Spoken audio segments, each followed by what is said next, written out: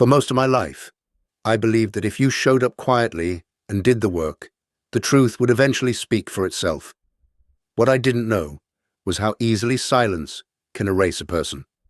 I learned that in a ballroom full of people who thought they were celebrating a success story, I learned it while holding a champagne glass. I didn't feel like lifting, listening to a speech that thanked the wrong man for the right outcome. I had spent more than 2 decades helping build a life that wasn't mine. By blood, paying costs, no one saw, carrying risks, no one noticed, standing just off stage, while someone else waited for the applause. And when the moment finally came, the moment that should have revealed everything it did, something else instead, it made me invisible. That night set off a chain of consequences no one in that room could have predicted. Not my wife, not her daughter, not the man who accepted credit without ever doing the work. By the time the celebration ended, something essential had already broken quietly and cleanly, and the fallout would reach far beyond a single speech. It would force all of us to confront what really holds a family together and what happens when the person carrying the weight finally lets go. Hey, my name is John Smith. I'm 65 years old, and the moment I'm about to tell you about is the night I finally understood what silence had been costing me. If stories about family sacrifice and the cost of being unseen resonate with you, take a moment to like this video, subscribe to the channel, and share your thoughts in the comments.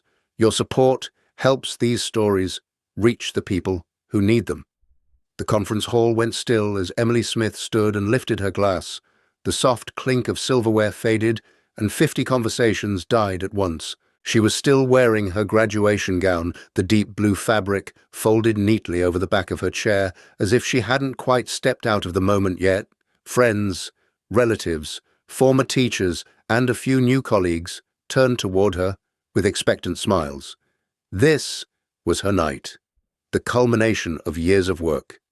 I want to thank everyone who made this possible. She began, her voice steady, confident in the way that comes from long hours of practice and hard-earned success, especially my father, who believed in me enough to invest in my future. Dad, this engineering degree is as much yours as it is mine. She looked past me. Her eyes found Brian Walker, standing near the back of the room in a tailored suit that caught the light just enough to draw attention. He raised his glass, smiling broadly, the picture of pride, the kind of smile meant for photographs and congratulations. I was seated 3 tables away beside my wife, Margaret. I felt her fingers tighten around mine under the table. It wasn't comfort. It was tension, maybe even warning. Emily continued thanking professors, friends, and classmates. When her gaze finally passed over me, it paused for half a second longer than politeness required. "And thank you, John," she said, "for everything you did." It landed the way a courtesy nod does when someone holds a door open. Acknowledged, then dismissed. I smiled. I lifted my glass. I said nothing. Inside, something clicked into place, not with anger or noise, but with the finality of a lock turning. I understood all at once that the role I had been playing for years had just been made official. I was the background, useful, reliable, and forgettable. Margaret and I had met more than 20 years earlier when we were both old enough to be careful with hope. She was teaching art classes at a community center. I had recently sold my father's construction business and was learning how to live without the structure that had defined my adult life. Emily was 8 then, wary, watchful, already familiar with disappointment. Her biological father, Brian, lived on the other side of the country. He called on birthdays, sometimes on holidays. He visited just often enough to remain special. I never tried to compete with that. I didn't want to replace anyone. I just showed up. Homework, rides, Sunday mornings, broken bikes, quiet reassurances. After long days, over the years, that showing up became routine, invisible, necessary but unremarkable. At the graduation party, Brian moved easily through the room, accepting congratulations as if they were his due. He clapped people on the shoulder, laughed loudly, told stories that began with when Emily decided and ended with I knew she had it in her. He stopped by our table at one point and shook my hand. Hell of a party, he said. You guys really did great. Thank you, I replied. Must be proud, he added. Engineering isn't easy, but she's got the genes for it. I nodded, because what do you say to someone who confuses presence with inheritance? As the evening wore on, I watched Emily laugh beside him, her face lit with that particular happiness reserved for people who appear only at the highlights. Margaret leaned toward me, once her voice low. She should have thanked you properly. It's fine, I said, and I meant it in the way people mean things they've been telling themselves for years, but it wasn't fine. I could feel it settling into me, heavy and undeniable, the realization that in a room full of witnesses, my place in her story had just been rewritten, not erased loudly, just edited out. When the applause finally faded and the music swelled again, I stayed where I was, glass in hand, smiling for anyone who looked my way. No one noticed that anything had changed, but everything had. Looking back, it would be easy to say the story began at that graduation party with a glass raised and a name spoken in the wrong direction.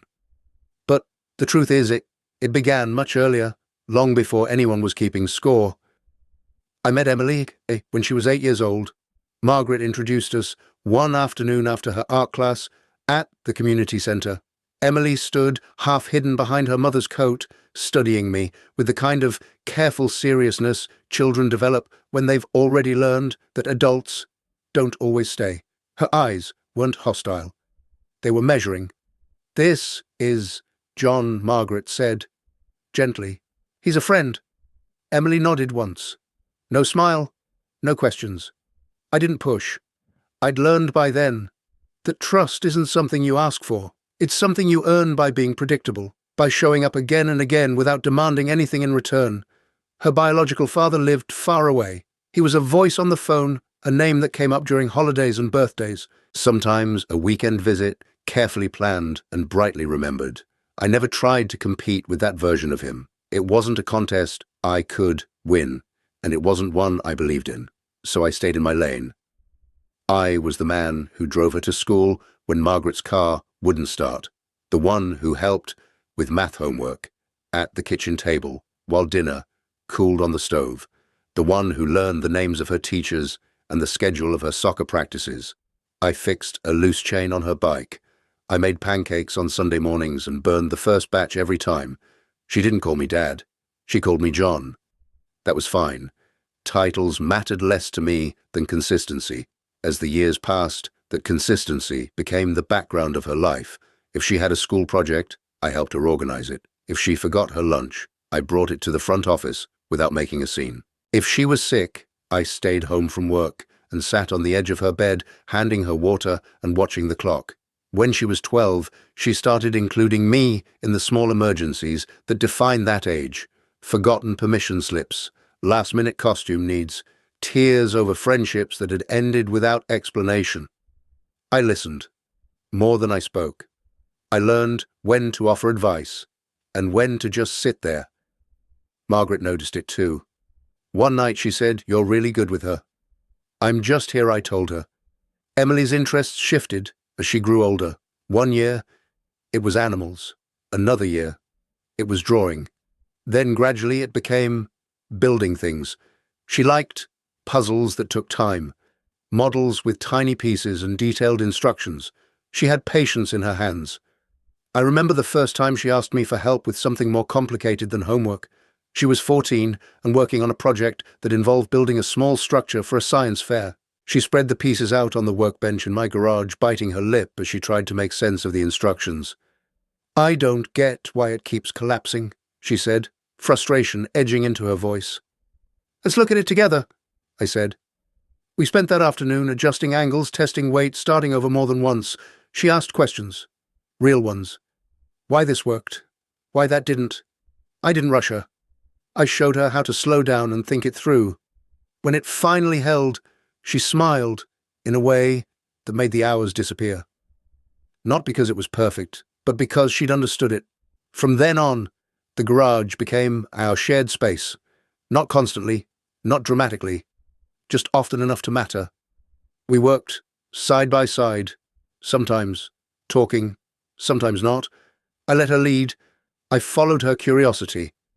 Her father called from time to time, always enthusiastic, always proud of whatever milestone he'd just been told about.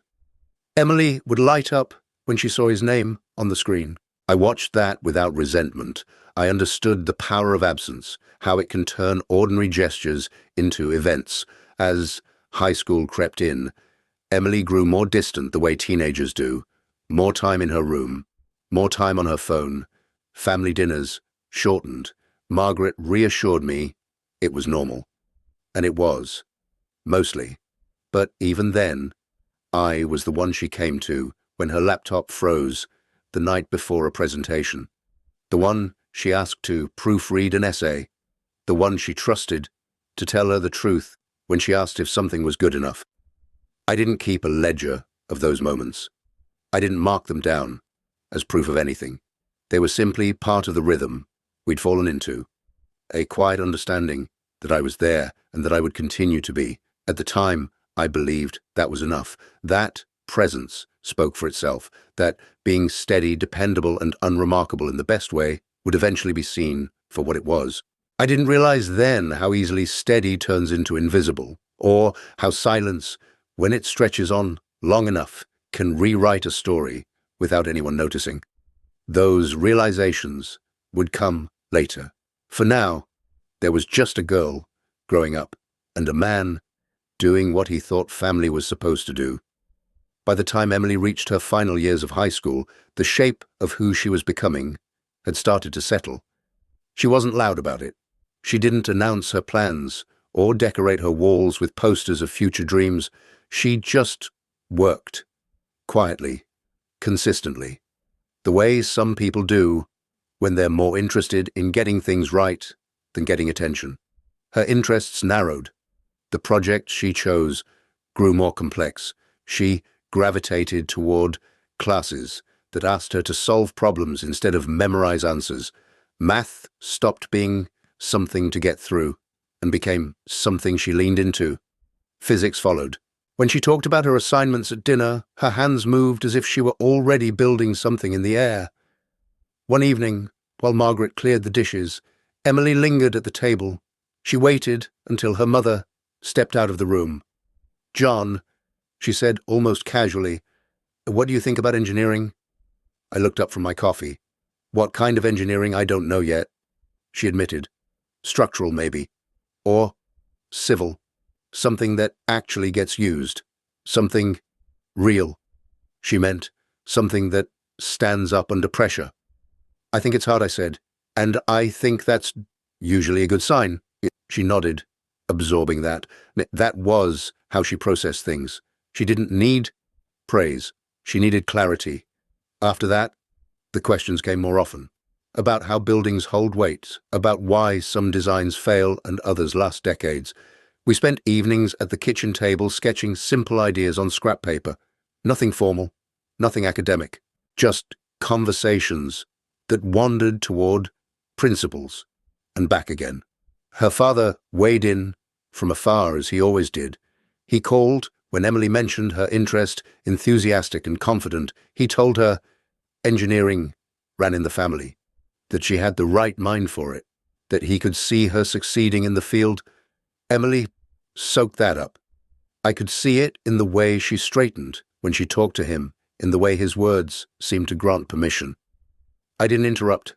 I didn't contradict him. I didn't feel the need to stake a claim. When application season arrived, the house shifted into a new rhythm. Forms spread across the dining table. Deadlines circled on the calendar. Emily worked late into the night, balancing essays with exams, recommendations with projects. Margaret worried aloud about logistics. I stayed focused on the work in front of us. The acceptance letter from McGill arrived earlier than we expected. Emily opened it at the counter, hands trembling just enough to give her away. She read it once, then again, then looked up at us like she needed confirmation that the words were real. "I got in," she said, Margaret laughed and cried at the same time. Emily hugged her, then turned to me, her smile wide and unguarded. "They want me for engineering," she added, almost in disbelief. "I know," I said. "They'd be foolish not to." The celebration that followed was small and sincere. Dinner at home. A cake Margaret picked up on the way back from work. Emily called her father that night, excitement spilling through the phone. He was thrilled, proud. He told her how impressive it was, how far she'd come, how this was just the beginning. Later, when the house quieted Margaret and I sat together in the living room, the letter lay open on the coffee table. "Montreal isn't cheap," she said carefully. "Even with academic support, there's a lot to think about. We'll figure it out," I replied without hesitation. I meant it in the same way I'd meant everything else over the years, as a given, as something that didn't require a speech or a plan drawn up in advance.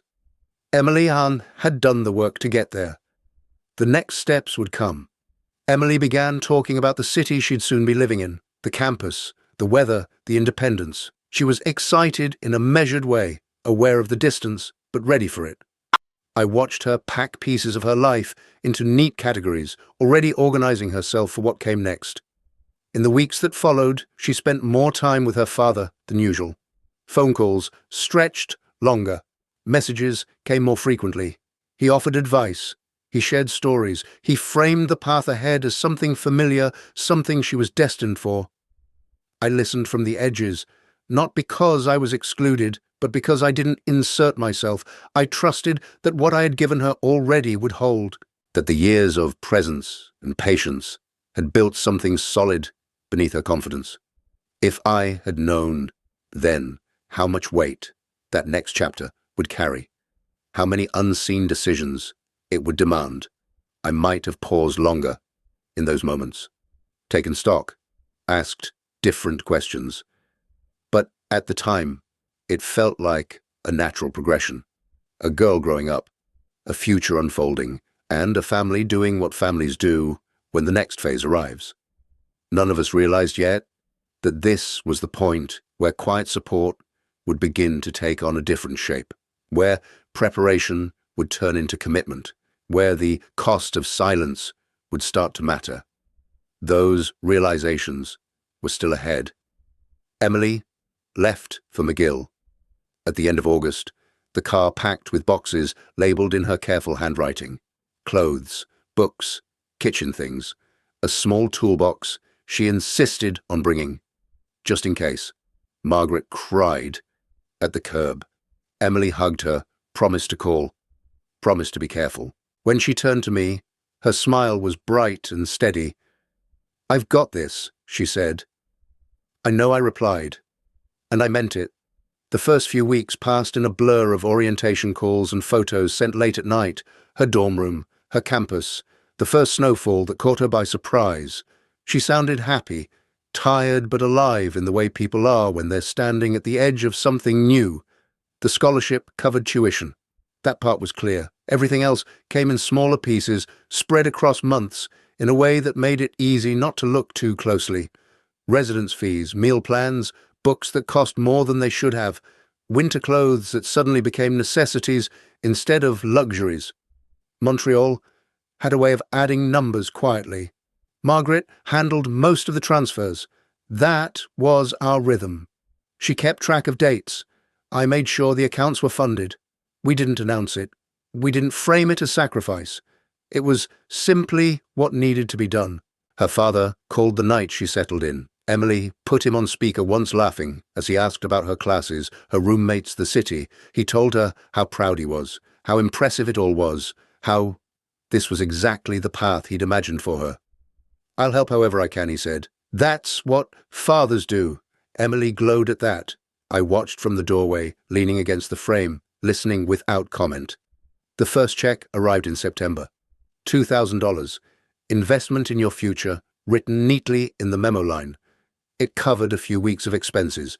Margaret thanked him. Emily thanked him again. I deposited the rest of what was needed and moved on. The pattern repeated itself over the next 4 years. Brian's contributions arrived occasionally, timed around milestones, a smaller amount at Christmas, another when Emily made the dean's list. Each time there was a call, each time the same words. Pride, belief, family legacy. Each time, Emily absorbed it as confirmation. Meanwhile, the steady costs continued. Rent when she moved out of residence, utilities, groceries, transit passes, lab fees that never seemed to end. I didn't track it the way an accountant would. I tracked it the way someone does when they're more concerned with outcomes than acknowledgement. When her laptop died during exam week in second year, she called in a panic. I bought a replacement and had it shipped overnight. When she landed a co-op placement across the city and needed reliable transportation, I co-signed a modest car loan. She handled the payments. Most months. When gaps appeared, I covered them quietly. In her third year, she signed a lease for a small apartment closer to campus. The landlord required a guarantor, someone with stable income and solid credit. That someone was me. I signed without ceremony. None of this was hidden, but none of it was highlighted either. Emily assumed things were handled because they always had been. Margaret believed it would balance out eventually. That recognition would come with time. I believed it too. Or maybe I wanted to. Brian remained a presence from a distance. He visited once a year, if that. Took Emily out to dinner. Posted photos online with captions about proud moments and bright futures. He spoke easily about engineering, as if it were a family trait, something passed down, rather than built through effort. I heard about those conversations secondhand. Emily would mention them, casually quoting his advice, his confidence. Dad says this kind of workload is normal. Dad thinks this firm could be a good fit someday. I never corrected her. I never said I was the one who stayed up helping you work through problems. I was the one who made sure you didn't have to choose between rent and textbooks. I let the credit drift, because I believed the foundation mattered more than the spotlight. By the fourth year, the numbers had grown large enough that I should have noticed. If I'd added them up, if I'd looked at the total instead of the months, I might have seen it sooner. But I didn't. I wasn't keeping score. Emily thrived academically. She handled the pressure well. She spoke with confidence about her projects, her internships, her plans after graduation. Brian's pride grew louder with each success. He told anyone who would listen that his daughter was an engineer, that she'd inherited the drive. At no point did he ask how it was being funded. At no point did he offer to take on more. I didn't resent him for that. Resentment requires expectation. I simply registered the imbalance and kept going. And if you've ever found yourself in a situation like that, supporting someone quietly while another person receives the credit, I'd really like to hear what you think. Would you have spoken up earlier or done exactly what I did and stayed silent? Leave a comment and let me know. Sometimes an outside perspective says more than we realize. When graduation approached, Margaret suggested a proper celebration, a chance to mark the moment, to gather everyone who had supported Emily along the way. I agreed. I handled the catering. Margaret managed the details. Emily made the guest list. Brian's name was on it. He should be there, Margaret said softly. He's her father.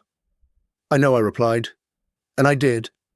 By then, the cost of those 4 years sat quietly in the background of my life, not as a burden, but as something solid and real, something I had carried without complaint. What I hadn't carried was the idea that it could all be misattributed in a single sentence, that years of presence could be overwritten by a few well-timed words. That realization waited for me at the end of a champagne toast, and when it arrived, it would change the way I understood everything that came before it. The party ended the way these things always do, not with a single clear moment, but with a slow thinning of voices. Chairs scraped softly against the floor. Someone laughed too loudly near the exit. Leftover cake was boxed up by the catering staff, efficient and anonymous. Emily hugged people goodbye, flushed with happiness and relief. Derek left early, citing a morning flight, promising to call soon. He clasped Emily's shoulders, told her again how proud he was, then shook my hand as if we were colleagues closing out a successful project. Take care of them, he said, nodding toward Margaret and Emily already halfway turned away. We will, I replied. The drive home was quiet, not tense, just empty. The city lights slid past the windshield, familiar and distant at the same time. Margaret rested her hand on her lap, fingers curled inward. Emily scrolled through messages on her phone, smiling occasionally at congratulations still coming in. I focused on the road, on the rhythm of red lights and green, on keeping my breathing even. At home, Emily grabbed her overnight bag. She was flying back to Montreal the next morning to pack up her apartment, staying with a friend before the early flight. She hugged Margaret, then hugged me. It was warm, brief, unremarkable, in the way most goodbyes are. "Thanks for tonight," she said. "It was really nice." "It was," I answered. And it had been, in many ways. After she left, Margaret went upstairs without saying much. I could hear the shower start, then the muffled sound of water hitting tile. I stayed downstairs, drawn toward the study, the way you sometimes are, toward a place you didn't plan to go. The filing cabinet was where it always had been, tucked into the corner. I opened it without thinking, fingers moving on their own. Inside were folders I hadn't touched in years, insurance papers, old tax returns, and one thin folder I'd never labeled, never really meant to keep. I pulled it out and sat down. Bank statements, cancelled checks, transfer confirmations, tuition balances, offset by scholarship credits, residence fees, rent payments, utility bills. They told a story I'd never bothered to read all at once. 4 years of quiet support laid out in neat rows of numbers. I added them slowly, carefully, more out of obligation than curiosity. When I reached the total, I stopped.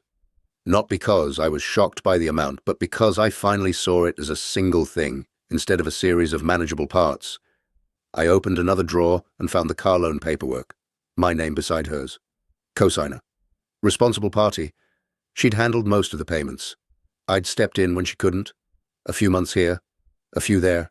Then the credit card statement. She'd been added as an authorized user years ago at Margaret's suggestion, for emergencies. The balance was higher than it should have been. Not alarming, just quietly growing. Finally, the lease agreement. From Montreal, the guarantor section, my signature, the fine print about responsibility if payments stopped. I sat back in the chair and let the papers rest in my lap. It wasn't the money that hurt.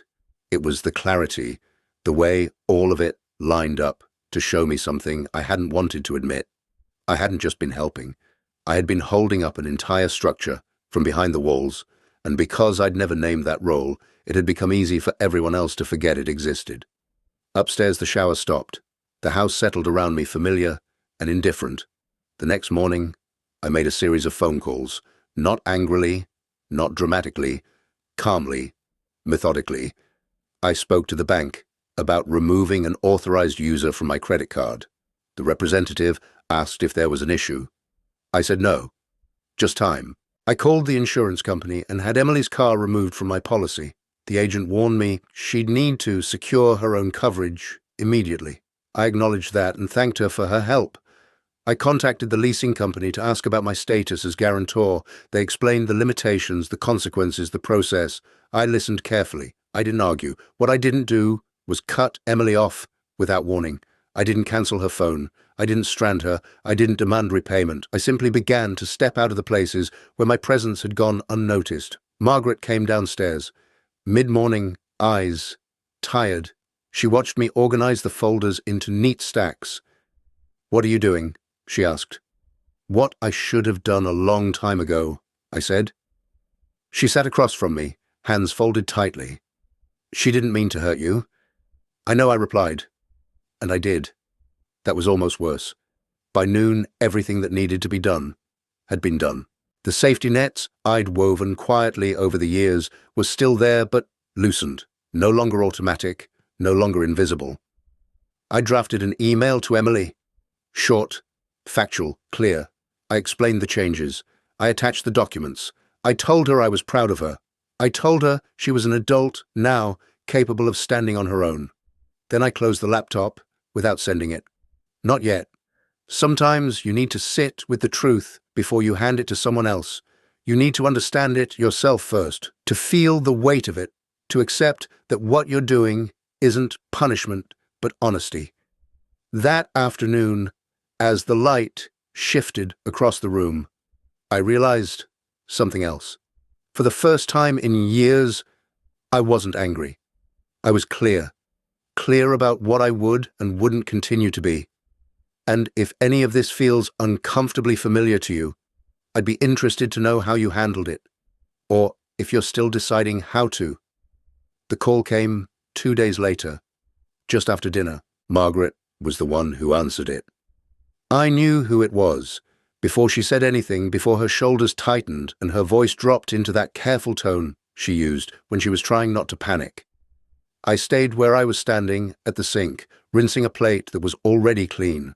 I could hear Emily's voice through the phone, thin and frantic words tumbling over each other, too fast to catch. "My card was declined," she said. "I was trying to book the moving truck." "Mum, I don't understand. It worked last week." Margaret closed her eyes and listened. She didn't interrupt. She never did. She absorbed, processed, tried to soothe. "Yes," she said softly. I know it's scary. Slow down." I turned the water off and leaned against the counter, arms crossed, waiting. "She just found out about the insurance," Margaret continued. "They called her. She didn't even know the car was still under our policy. I corrected her, automatically." "Under mine." Margaret glanced at me, a warning look in her eyes, and turned away, lowering her voice further. Emily talked for several more minutes, about rent coming due, about deposits, about starting her job in a few months, but not yet having a steady paycheck, about how everything felt like it was happening at once.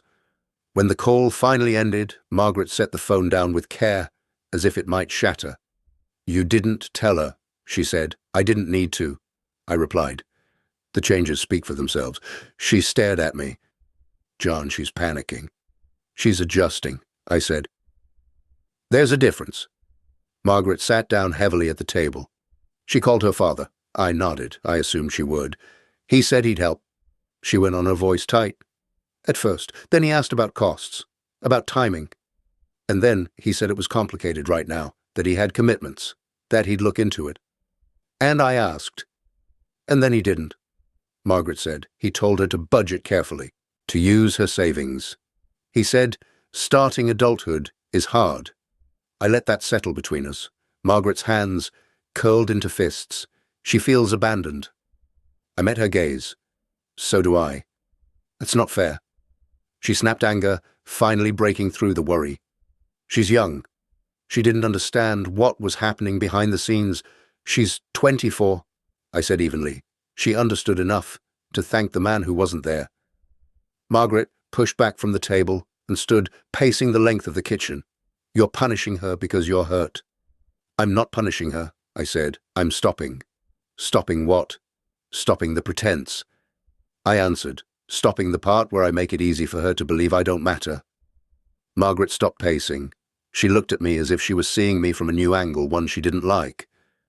"You could have talked to her," she said. "You could have explained." I tried explaining. "For years," I replied. "Not with words. With presence. With consistency. With support. It didn't register." "That's because it was invisible," she said, then froze. "Yes," I said quietly. "Exactly." She sank back into the chair, the fight draining out of her. "She made a mistake. She made a choice." I corrected. "And choices have consequences, even unintentional ones." Margaret rubbed her temples. "She's our daughter." "She's your daughter," I said. The words were sharper than I intended, but I didn't take them back. "I'm the day-to-day stuff. Remember?"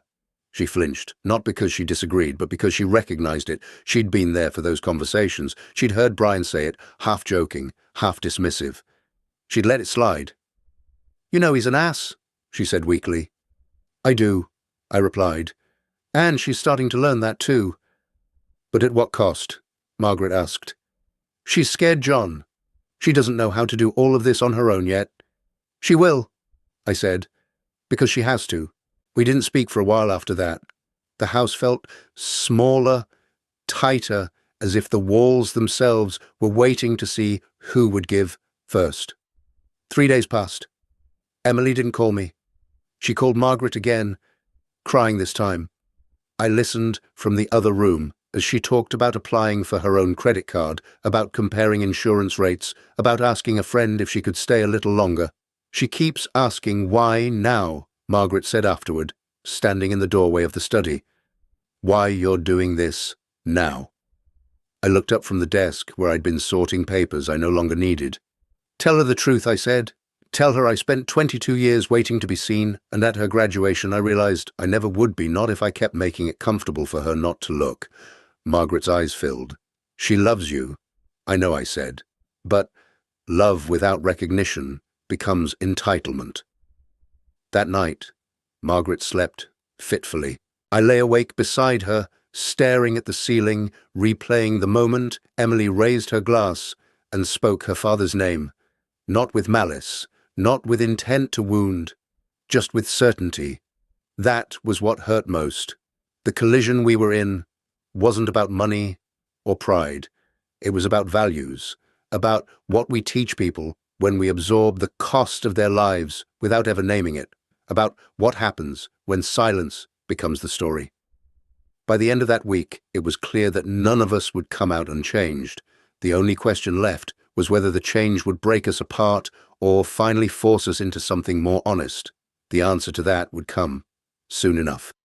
Emily showed up on a Saturday afternoon, 2 weeks after the party. Margaret was at a staff meeting. I was in the garage, sorting through tools I no longer used the way I once had.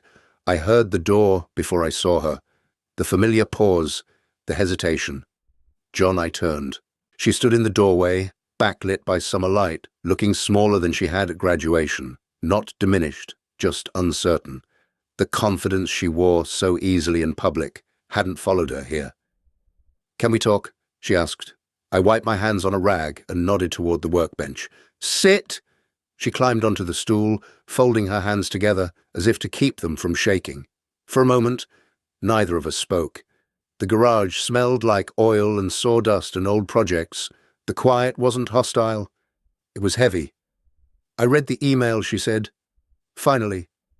"I know." I didn't realize she went on words. "Careful now. I mean, I knew you helped. I didn't know it was everything." I leaned back against the bench. "Your scholarship covered tuition. The rest was me." She swallowed. "You sent all those statements? The receipts?" I added them up. "Yes." Her eyes dropped to her hands. "I called my dad after I read it." I waited. I asked him how much he'd sent over the years. He said he wasn't sure. Thought maybe 15,000. He said he couldn't check right now. Something about being between accountants. She huffed a humorless breath. Then he got defensive. Said he did what he could. Said I should be grateful he stayed in my life at all. She looked up at me. Then something raw and newly formed in her expression. He couldn't even tell me. I nodded once. "I'm sorry." "For what?" she asked. "For the way you had to learn," I said. "Not for the truth itself." She was quiet for a long moment. And then she said, "I'm sorry. For the speech. For not seeing you." I set the rag down. "I don't want an apology." Her brows knit together. "Then what do you want?" "I want you to understand something," I said. "For 22 years I showed up. I paid attention. I invested time and money and patience. I didn't ask for credit, because I thought that's what family does." She nodded, eyes shining. "But here's what I learned," I continued. "Silence isn't humility. It's an eraser. By never naming what I was doing, I taught you I didn't need to be acknowledged. I taught you I didn't matter." "That's not true," she said quickly. "You mattered. You always mattered." "Did I?" I asked gently. "Or did I matter? Because the money stopped?" She flinched, the question landing harder than anything else I'd said. "That's not fair," she whispered. "Maybe not," I replied. "But it's honest." She wiped at her eyes, breathing uneven. "So what now? You just cut me off forever?" "No," I said. "But I'm done being invisible. I'm done being the safety net you forget exists until you fall." She stared at the concrete floor, then back at me. "I didn't know how much I relied on you." "I know," I said. "That's part of the problem." She drew a shaky breath. "I've been figuring things out. I applied for my own credit card, found cheaper insurance. I'm staying with Rachel for now. I hate feeling this unsteady. You're not unsteady, I said. You're learning. She laughed softly through her tears. It feels awful.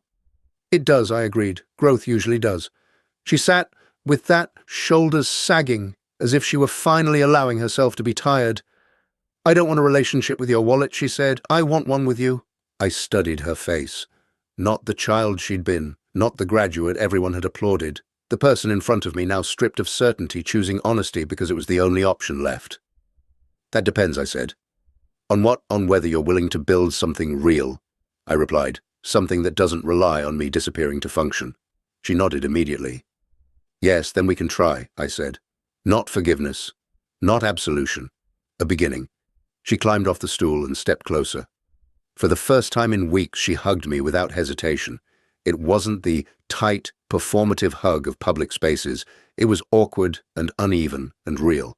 I see it now, she murmured. All of it. I should have seen it before.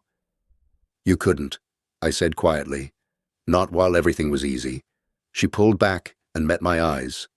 Thank you for not giving up on me, even when I didn't deserve your patience. I shook my head. You're my family. That hasn't changed. When she left that afternoon, the garage felt different, lighter somehow, not because everything was fixed, but because the truth was finally out in the open. Somewhere between silence and honesty, we had found the line, and for the first time, neither of us was standing alone on it. The changes didn't come all at once. They arrived the way real growth usually does, unevenly and without ceremony. Emily didn't move back into the house when she returned to the city. She stayed with Rachel for a while, then found a small apartment she could afford on her own. It wasn't impressive. The furniture was mostly secondhand. The kitchen drawers stuck if you pulled them too hard, but it was hers. No guarantor, no safety net hidden in the paperwork. Margaret visited her the first week, bringing groceries and trying not to overstep. I stayed home. Not out of anger, but out of respect for the space Emily was carving out for herself. When she came by for dinner the following Sunday, she knocked instead of using her key. It felt like a small thing. It wasn't. We started seeing each other regularly after that, once a week at first, then sometimes twice if schedules lined up. The conversations were different now, less frantic, less defensive. We talked about her work, the small frustrations of being the newest person in the room, the quiet pride she felt when a senior engineer nodded at something she'd suggested. She showed me her first paycheck, folded neatly in her bag. I know it's not much, she said, half apologetic, half proud. It's yours, I replied. That's what matters.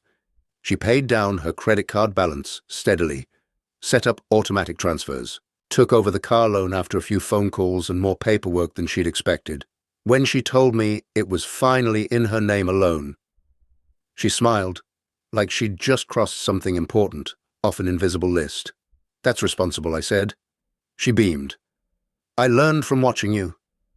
Margaret watched these changes quietly, her own guilt easing into understanding. One night after Emily left, she asked me if I regretted it, cutting things off the way I had. No, I said, without hesitation.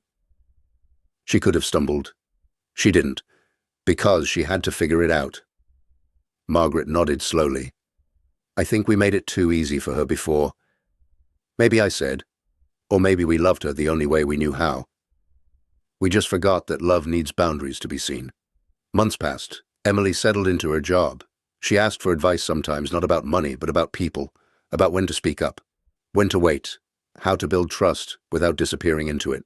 Those conversations mattered more to me than any repayment ever could have. In late summer, she invited us to a family day at her company. Engineers brought their parents and partners to tour the projects they were working on. Emily met us at the entrance, hard hat tucked under her arm, eyes bright. She introduced Margaret first. Then she turned to me. This is John, she said. My stepdad. Not hesitantly, not as an afterthought, just as a fact. He's the one who taught me to love building things. She added, not just the theory, the patience, the work. Later, she pulled me aside and showed me the plans she'd been assigned to review. A modest municipal project, a rehabilitation, not a headline grabber. But she was proud of it. Remember the bridge I built in 10th grade? She asked. The one that kept collapsing. I remember. I said. You stayed up with me for 3 nights, she went on. You didn't fix it for me. You just kept asking questions until I figured it out. That's engineering. That's what I do now. You did the work, I told her. We did, she corrected. That night back home, Margaret asked if I was happy with how things had turned out. I'm satisfied, I said. She's standing on her own. She knows what it costs, and she knows who showed up. A year later, Emily brought her boyfriend to dinner, an architect she'd met on a project site. She introduced me the same way she had at work. No qualifiers, no explanations needed. Afterward, while Margaret cleared the table, Emily lingered in the kitchen. I tell people about you now, she said, about how you were there without asking for credit. I know you don't need it. But I want them to know. I smiled. Thank you. I'm retired now. Margaret and I are planning a trip next summer. Emily asked if she could join us for part of it. We said yes. Her father sent her a message not long ago talking about reconnecting. She told me about it not because she needed advice, but because she wanted me to know. I told him I'm busy, she said, that if he wants to be part of my life, he has to be part of the work, not just the celebration. I laughed, softly. That sounds familiar. I learned from the best, she said. I don't know if that's true. I made mistakes. I stayed silent too long. I confused endurance with humility. But I learned something important, and so did she. You can't make people see you. You can only decide whether you'll accept being invisible. If this story resonated with you, if it reminded you of someone you've been or someone you're still trying to be, please take a moment to like, share, subscribe, and leave a comment. These conversations matter. Sometimes love isn't about how much you give. It's about whether you're willing to be seen while you're giving it.